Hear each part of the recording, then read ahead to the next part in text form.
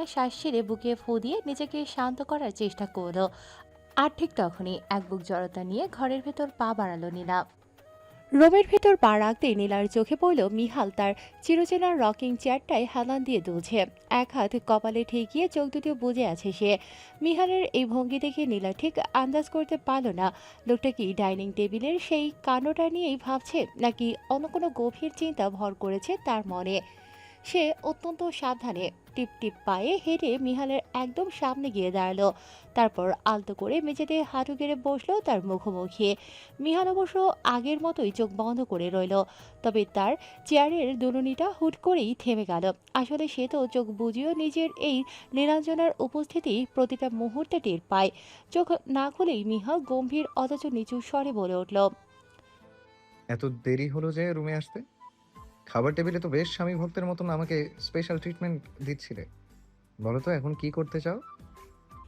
নীলা ঠোঁটের কোণে একটা ফিচেল হাসি ফুটিয়ে তুলল। তারপর খানিকটা উঁচু হয়ে মিহালের একদম কানের কাছে গিয়ে ফিস ফিস করে বলল, ভুবনই ঠিকই বলেছিল, আপনার ডান হাত আপনার কন্ট্রোলে নেই। কিন্তু উনি এটা জানেনই না যে আপনার ডান হাতটা তখন আমার কন্ট্রোলে ছিল। কথাটা শেষ করেই সে চট করে মিহালের কানের কাছ থেকে নিজের মুখটা সরিয়ে নিল। তারপর বেশ একটা চ্যালেঞ্জিং দৃষ্টি নিয়ে তাকালো মিহালের মুখোমুখি। কিন্তু পরক্ষণেই পাশা উল্টে গেল। মিহাল কপাল থেকে হাত সরিয়ে চোখ দুটো মেলল। তার সেই গভীর চাহনি যেন নীলার সবটুকু সাহস এক পলকে শুষে নিল। কিছু বুঝে ওঠার আগেই মিহাল আচমকা নীলার একদম কাছাকাছি চলে এলো। এতটাই কাছে যে দুজনের নিঃশ্বাসের উলট পালট হওয়া একে অপরকে ছুঁয়ে যাচ্ছে। হঠাৎ মিহালকে এভাবে এতখানি কাছে দেখে নীলা ভেতরে ভেতরে প্রচণ্ড ঘাবড়ে গেল। নিজের হৃৎপিণ্ডের দ্রুত স্পন্দন আড়াল করতেই যেন সে পরপর কয়েকবার শুকনো ঢোক গেল। নীলা ঘাবড়ে গেল, পিছিয়ে গেল না। তার এই অবিচল থাকা দেখে মিহালের ঠোঁটের কোণে একটা বাঁকা হাসির রেখা ফুটে উঠল। তার তপ্ত নিঃশ্বাস তখন নীলার মুখের উপর আছড়ে পড়ছে অবাধ্য ঢেউয়ের মতো। মিহাল আলতো হাতে নীলার কপালের সামনে এসে পড়া অবাধ্য ছোট ছোট চুলগুলো কানের পিঠে গুজে দিল। তারপর নিজের বৃদ্ধা আঙুলটা নীলার নরম গালে নরম ছোঁয়ায় স্লাইড করতে করতে ফিসফিসিয়ে বলল, শুধু আমার ডান হাত কেন নীলাঞ্জনা? আমার গোটা শরীর মন সবকিছুই তো তোমার নিয়ন্ত্রণে আছে। পুরো আমিটাই তো এখন তোমার রাজত্ব। আচ্ছা, পুরো আমিটাতেই তো এখন তোমার রাজত্ব। জিতে নিয়েছো তুমি এই রাজার মন এবং এই রাজার রাজত্ব। আর বানিয়ে দিয়েছো এই রাজাকে তোমার ভালোবাসার কাঙাল। এখন এই রাজা তোমার ভালোবাসা পাওয়ার জন্য নিজের রাজ্য ত্যাগ করতেও রাজি। মিহালের মুখ থেকে বেরিয়ে আসা প্রতিটা শব্দ যেন জাদুর মতো নীলার দম আটকে দিচ্ছিল। এই লোকটা বড্ড অদ্ভুত। প্রতিবার কেমন অনায়াসে নিজের কথার মায়াজালে নীলাকে আস্তে পিষ্টে বেঁধে ফেলে। নীলা না পারছে নিজেকে মিহালের এই মায়াজাল থেকে মুক্ত করতে, আর না পারছে এই বাঁধনে পুরোপুরি ধরা দিতে। কথাগুলো শেষ করে মিহাল আরও এক ধাপ এগিয়ে এলো নীলার দিকে। তাদের মধ্যকার দূরত্বটুকু নিমিষেই মিলিয়ে গেল। মিহালের খাড়া নাকটা এখন নীলার নাক ছুঁই ছুঁই করছে। হৃৎপিণ্ডের অবাধ্য গতির মাঝে নীলা আবারও কয়েকবার শুকনো ঢোক গেল। পরিস্থিতি এমন এক টান টান জায়গায় দাঁড়িয়ে যে মনে হচ্ছে এ বুঝি দুজনের ঠোঁটের সীমানা এক হয়ে যাবে। এত তীব্র আকর্ষণের পরেও নীলা একচুল পিছিয়ে গেল না। মনের করে এক গহীন কোণে নিজের অজান্তেই মিহালের প্রতি তার এক অটল বিশ্বাসের পাহাড় গড়ে উঠেছে, যা ভাঙার সাধ্য কারণেই।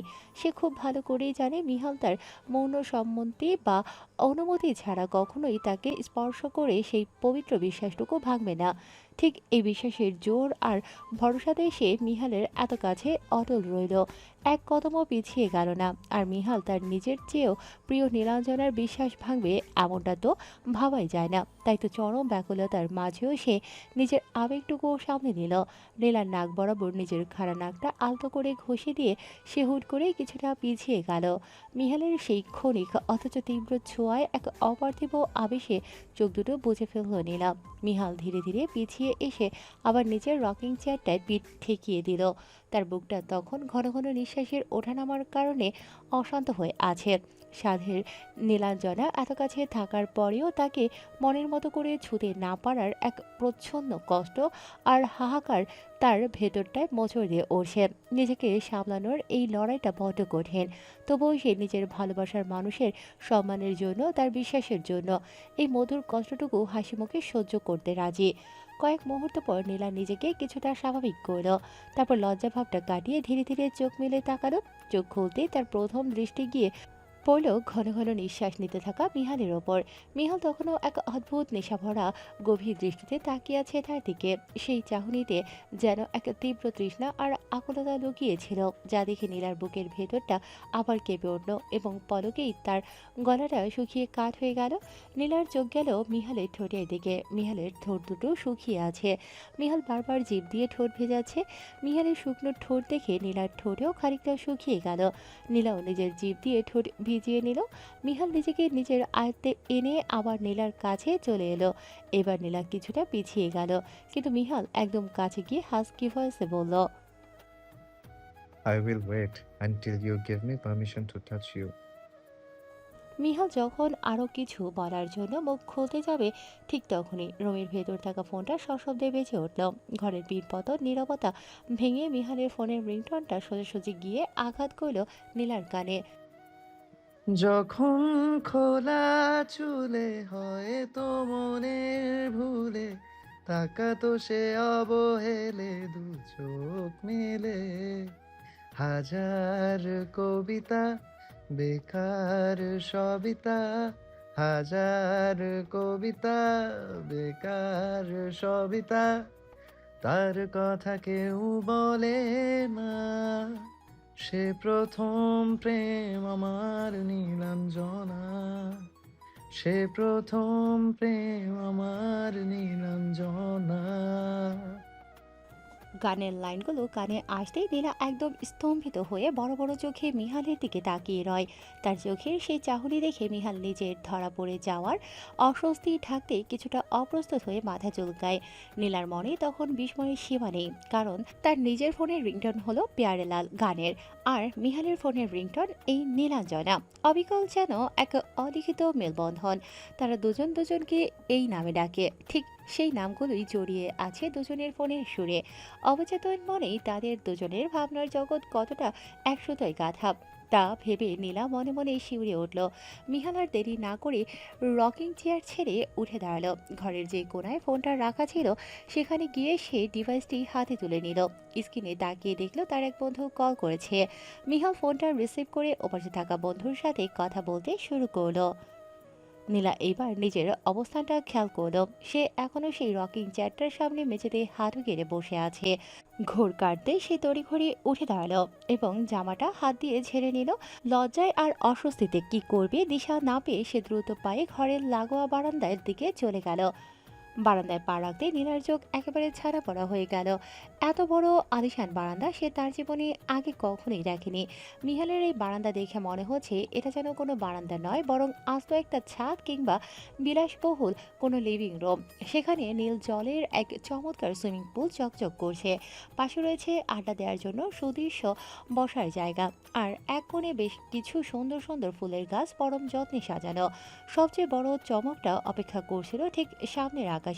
সেখান থেকে আইফেল টাওয়ারটা একদম স্পষ্ট জোজোলমান হয়ে দাঁড়িয়ে আছে। নীলার নিজের অ্যাপার্টমেন্ট থেকেও আইফেল টাওয়ার দেখা যেত বটে, কিন্তু এতটা কাছ থেকে আর এতখানি স্পষ্ট কখনো লাগেনি। নীলা মুগ্ধ নয়নে মিহালের বারান্দা নামক এই আলিশান ঘরটি খুঁটিয়ে খুঁটিয়ে দেখতে লাগলো। চারপাশটা ভীষণ পরিপাটি আর পরিষ্কার। সুরক্ষার জন্য বারান্দার চারিধারে নিচের অর্ধেক অংশ ইটের স্টাইলিশ দেয়াল আর বাকি ওপরের অর্ধেকটা থাই গ্লাস দিয়ে ঘেরা। গ্লাসগুলো এই মুহূর্তে পুরোটা খোলা থাকার কারণে প্যারিসের বুক চিরে এক কনকনে ঠান্ডা ও সতেজ হাওয়া ঘরের ভেতর আসে বসে।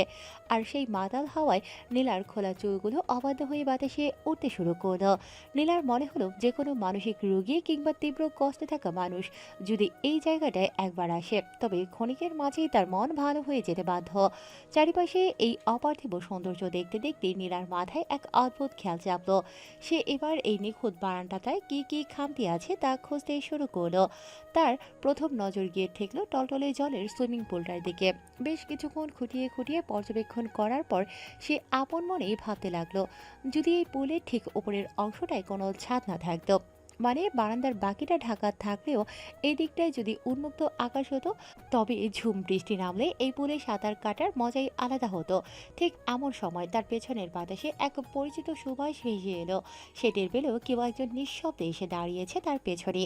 বুঝতে বাকি রইল না যে লোকটা আর কেউ নয় বরং মিহাল। নীলা কিছু বুঝে ওঠার আগেই মিহাল অত্যন্ত আলতো করে তাকে পেছন থেকে নিজের দুহাতে জড়িয়ে ধরল। মিহালের আচমকা এই আলিঙ্গনে নীলার পুরো শরীর বেয়ে এক তীব্র বিদ্যুৎময় শিহরণ বয়ে গেল। এই সমস্ত কিছু, এই তীব্র নৈকট্য তার জন্য একদম নতুন এক অনুভূতি। মিহালের স্পর্শটুকু ভীষণ স্বাভাবিক আর মায়াভরা হলেও নীলার মনে হতে লাগলো ভেতরে কেউ যেন তার হৃৎপিণ্ডের ওপর কামারের হাতুড়ি দিয়ে সজোরে আঘাত করে চলেছে। নীলা নিজেকে কিছুটা সামনে নিয়ে গলার স্বর কৃত্রিম রাগ ফুটিয়ে বলল। চুক্তির কথা ভুলে গেছেন? মিহাল বেশ বিরক্ত হওয়ার ভান করেই উত্তর দিল।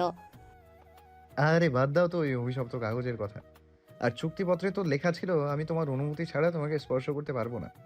আমি তো তোমাকে ওই স্পর্শ করিনি, বরং এই স্পর্শ করেছি। নীলা একদম আকাশ থেকে পড়ল। সে কিছুতেই বুঝতে পারল না মিহাল কি সব আবোল তাবোল বকছে। এই স্পর্শ আর ওই স্পর্শ এর মানে কি? কৌতূহল সামলাতে না পেরে সে কিছুই না বুঝে জিজ্ঞেস করল। স্পর্শ কি? আর ওই স্পর্শই বা কি? মিহাল ঠোঁটের কোণে একটা দুষ্টুমি ভরা হাসি ফুটিয়ে বলল। আরে এই স্পর্শ মানে এই যে আমি এখন তোমাকে ভালোবেসে জড়িয়ে ধরে আছি, ভালোবেসে ছোঁয়াটাকে বলে এই স্পর্শ। মিলা যেন মস্ত বড় একটা রহস্য উদ্ঘাটন করেছে এমন ভঙ্গি করে মাথা নেড়ে বলল। হুম। মিহাল মুচকি হেসে নীলার রেশমি চুলের আলতো করে একটা চুমুক খেলো। তারপর তার কানের কাছে ফিসফিসিয়ে বলতে লাগলো। আর ওই স্পর্শ মানে ওই যে ওইটা, you know what I mean, যে এই স্পর্শটা তোমার আর আমার মাঝে হলে আমাদের ঘরে একটা ছোট্ট মিষ্টি বাচ্চা। কথার মাঝে মিহালের চরম অসভ্যতায় নীলার কান মাথা এক নিমিষেই ঝাঝা করে উঠল। কথাটি সম্পূর্ণ করার বিন্দুমাত্র সুযোগ না দিয়ে সে ঝড়ের বেগে মিহালের দিকে ফিরে নিজের নরম হাত দিয়ে মিহালের মুখটা চেপে ধরল। নীলা আচমকা উল্টো ঘুরে যাওয়ায় মিহালের হাত দুটো অজান্তেই সরে এসে নীলার কোমরের দুপাশে শক্ত করে চেখে বসল। নীলা মিহালের মুখটা চেপে ধরে রেখেই লজ্জায় লাল হয়ে প্রাকৃত স্বরে বলল। ভারী অসভ্য তো আপনি। চুপ করুন বলছি, একদম চুপ। মিহাল এক ভ্রু উঁচু করে নীলার দিকে দুষ্টুমি ভরা চাহনিতে তাকালো। তারপর নীলার যে ডান হাতটা তার মুখ চেপে ধরে রেখেছিল ঠিক সেই হাতের তালুতেই বেশ শব্দ করে একটা চুমু খেয়ে বসলো। আচমকা এই কাণ্ডে নীলা চমকে উঠে ঝটপট মিহালের মুখের উপর থেকে নিজের হাতটা সরিয়ে নিল। লজ্জায় কান মাথা গরম হয়ে উঠতেই সে মিহালের চওড়া বুকে এলোপাথারি নরম চড় মারতে মারতে বলতে লাগলো। আপনি একটা আস্ত অসভ্য নির্লজ্জ লোক। মিহাল আর মার খাওয়ার মুড়িয়ে ছিল না। সে চট করে নীলার দু হাতের কবজি একসাথে শক্ত করে ধরে ফেলল, যাতে সে আর নড়াচড়া করতে না পারে। তারপর নীলার একদম কানের কাছে নিজের মুখটা নামিয়ে এনে গুনগুন সুরে গাইতে লাগলো। তুই দেখবি ঠিকই জিতে নেবো একদিন তোকে, সে দেখবি আমি শোনা হব তোর লোকে। মিহালের এমন রোমান্টিক গানের জবাবে নীলা মোটেও গলে গেল না, বরং সে ঠোঁটের কোণে একটা বাঁকা ও অহংকারী হাসি ফুটিয়ে জবাব দিল। আমার শোনার কোনো প্রয়োজন নেই, কারণ আমি নিজেই একটা ডায়মন্ড। নীলার এমন চটপটের জবাব আর রাজকীয় অ্যাটিটিউড দেখে মিহাল নিজের ঠোঁট কামড়ে হেসেই ফেলল। মনে মনে সে তার এই রূপসীর প্রেমে আরও একবার কুপকাত হলো। নীলা বুঝতে পারল পরিস্থিতি ক্রমশই তার নিয়ন্ত্রণের বাইরে চলে যাচ্ছে, তাই চট করে মাথা ঘোরানোর জন্য একটু চড়া সুরে বলল। দেখি, ছাড়ুন তো আমায়। মিহাল আর নীলাকে বিরক্ত করল না, এক কথাতেই তার হাতের বাঁধন আলগা করে তাকে ছেড়ে দিল। মুক্তি পেতে নীলা হালকা নাক ফুলিয়ে বেশ একটা অভিযোগের সুরে বলে উঠল। আপনার এত বড় বারান্দা, অথচ এখানে কোনো দোলনা নেই কেন? একটা সুন্দর দোলনা থাকলে কি খুব মন্দ হতো? মোটেও না, বারান্দাটা আরো কত চমৎকার লাগতো। নীলার মুখে এই অনুযোগ শুনে মিহালের ঠোঁটের কোণে এক চিলতে তৃপ্তির মুচকি হাসি ফুটে উঠল। এই প্রথম তার নীলাঞ্জনা নিজের অজান্তেই তার কাছে কোনো আবদার বা ইচ্ছে প্রকাশ করেছে। যে মানুষটাকে সে নিজের সবটুকু দিয়ে ভালোবাসে, তার এই সামান্য ইচ্ছেটা সে কি করে অপূর্ণ রাখে? এদিকে মিহালের কাছে এভাবে অভিযোগের সুরে কথাটি বলেই নীলা মনে মনে বেশ বোকা মনে গেল। সে তো সচরাচর নিজের থেকে কারো কাছে কখনোই কিছু চায় না। ছোটবেলা থেকে কেবল নিজের বাবা আর ইমরান চাচার কাছেই যা একটু আবদার করেছে। এমনকি ইরফানের কাছে থেকেও আজ পর্যন্ত সে মুখ ফুটে কিছু চাইতে পারেনি। আর চাইবেই বা কী করে? ইরফান নিজেই তো সবসময় তার কাছে এটা সেটা চেয়ে কুল পায় না। সেখানে নীলার নিজের কিছু চাওয়ার সুযোগ কই? কিন্তু আজ মিহালের কাছে কত অনায়াসে কত সুন্দর করে সেই আবদারটুকু করে বসলো। ভাবতেই নীলার নিজের কাছেই সব অদ্ভুত ঠেকতে লাগলো। সে তো মোটেও এই স্বভাবের মেয়ে নয়। সচরাচর কারো কাছে কিছু চাইলে তার নিজের ভেতরেই কেমন যেন একটা ছোট বড় বোধ কাজ করে। এ ধরনের জড়তা এসে গ্রাস করে। ঠিক এই কারণেই মির্জা পরিবারের প্রত্যেকটি মানুষ সবসময় তার মনের ইচ্ছে পূরণ করার জন্য উন্মুখ হয়ে থাকলেও সে কেবল নিজের বাবা আর বড় আব্বুর কাছেই বায়না ধরত। কারণ এই দুজন মানুষের সাথেই সে সবচেয়ে বেশি সহজ হতে পারত। বলতে গেলে এদেরকেই সে পৃথিবীর সবচেয়ে বেশি ভালোবাসত। আর বিগত কয়েক বছর ধরে তো সে কারো কাছে কোনো কিছু চাওয়া একদম ছেড়ে দিয়েছিল। ছোটবেলার সেই দিনগুলো তো আর নেই। সময়ের সাথে সাথে সে যত বড় হতে লাগলো ততই নিজের ভালো লাগা মন্দ লাগার ভার নিজের কাঁধে তুলে নিল। নিজের জমানো টাকা দিয়ে নিজের পছন্দের জিনিসগুলো কিনতে শুরু করলো। তবুও মনের কোনো এক গহীন কোণে একটা চাপা আক্ষেপ সবসময়ই চারা দিয়ে উঠত। তার ভালোবাসার মানুষটি নিজে থেকে তার মনের সব ইচ্ছে আর ছোট ছোট আবদারগুলো খুঁজে নেবে, পরম মায়ায় তা পূরণ করবে। কিন্তু যখন ইরফান তার মনের এই নীরব আকুতিগুলো বিন্দুমাত্র বুঝতে পারতো না, তখন নীলার বুকের ভেতরটা ভীষণ কষ্ট হতো। এক তীব্র অবহেলায় মনটা ভেঙে চুরমার হয়ে যেত। তবে নীলা বরাবরই এমন এক শক্ত মনের মেয়ে ছিল যে নিজেকে খুব বেশি সময় কষ্টের সাগরে ডুবিয়ে রাখতে দিত না। তাই তো একসময় জীবনের খাতা থেকে ওই অবাস্তব আশার রংটুকু সে চিরতরে মুছে ফেলেছিল। অথচ আজ কত বছর পর অবলীলায় সে মিহালের কাছে মনের এক সুপ্ত আবদার প্রকাশ করে ফেলল। কতদিনই বা চেনে সে এই লোকটিকে, কতটুকুই বা জানে তার সম্পর্কে? নিজের মনকে ঠিক এই প্রশ্নগুলোই ছুড়ে দিল নীলা। যতটুকু চেনে ততটুকুই যথেষ্ট তার প্রতি অটল বিশ্বাস রাখার জন্য। নীলার মনের একদম গভীর থেকে এক অকাঠ্য উত্তর ভেসে এলো। নীলা যখন নিজের মনের ভিতর এই বিশ্বাস আর অবিশ্বাসের দোলাচলে ডুবেছিল, ঠিক তখনই মিহাল একদম কাছে এসে পরম আদুরে গলায় ডেকে উঠল। দোলনা চাই তো আমার মহারানীর। মিহালের এই আবেগ মিশ্রিত কণ্ঠস্বরে নীলার ভাবনার ঘোর এক পলকেই ভেঙে গেল। সে মিহালের চোখের দিকে তাকিয়ে নিঃশব্দে শুধু মাথা উপর নিচ ঝাঁকালো। নীলার এই সম্মতি দেখে মিহাল ঠোঁটের কোণে এক চিলতে মুচকি হাসি ফুটিয়ে চট করে পকেট থেকে ফোনটা বের করলো। তারপর কাউকে একটা কল লাগিয়ে বেশ গম্ভীর অথচ আদেশসূচক গলায় ইংরেজিতে বলল।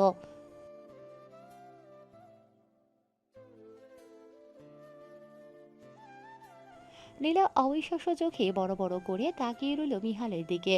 তার মুখ ফুটে মনের ইচ্ছাটা প্রকাশ করতে যতটুকু না দেরি হয়েছে, মিহালের এই ইচ্ছে পূরণের উদ্যোগ নিতে তার চেয়েও কম সময় লাগলো। মিহাল ফোনটা কান থেকে নামিয়ে নীলার দিকে তাকাতেই দেখলো মেয়েটা এক দৃষ্টিতে তার দিকেই চেয়ে আছে। সে কলটা কেটে ফোনটা আবার পকেটে চালান করে দিয়ে সহজ গলায় বলল। আমার পার্সোনাল অ্যাসিস্ট্যান্টকে কল করলাম। ও একদম সময় মেপে ঠিকঠাক কাজটা করিয়ে দেবে। মিহালের কথা শুনে নীলার ঠোঁটের কোণে এক চিলতে অমলিন ও তৃপ্তির হাসি ফুটে উঠল। আর সেই মায়াবী হাসিটুকু দেখে মিহালের মনের ভেতর এক অদ্ভুত অনুভূতি হলো। মনে হলো যেন সে এক নিমিষেই পুরো বিশ্ব জয় করে ফেলেছে।